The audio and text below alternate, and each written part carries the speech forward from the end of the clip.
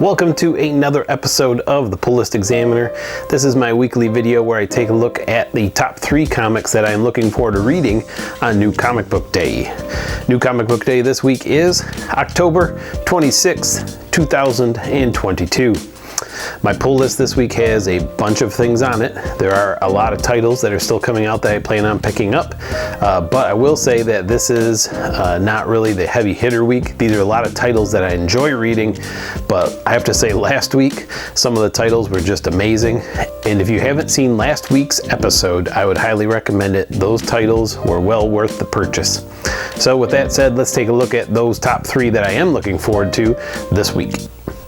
Starting at number 3 this week, we've got Deathstroke Incorporated issue number 14.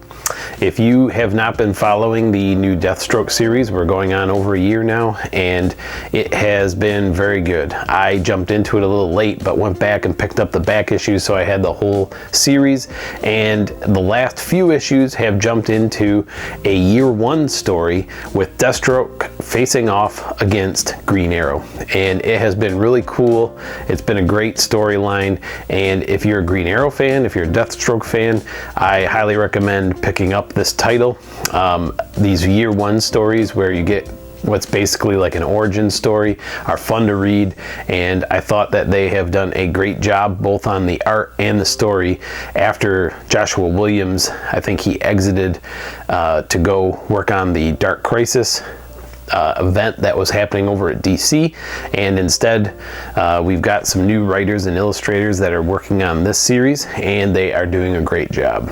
At number 2 this week, we have the title Vanish, issue number 2 from Image Comics.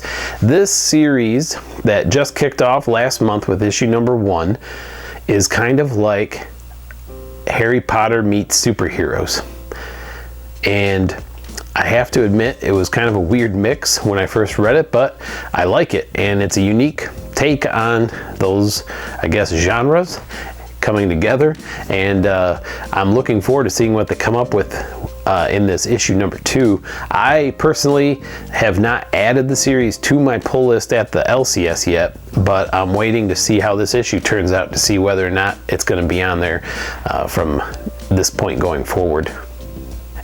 At number 1 this week, we have Catwoman Lonely City, issue number 4. This is the last issue in this series as it wraps up. I have to say that this has been another one of those unique series. I feel like a lot of these prestige DC comics are kind of one-shot stories off in the future.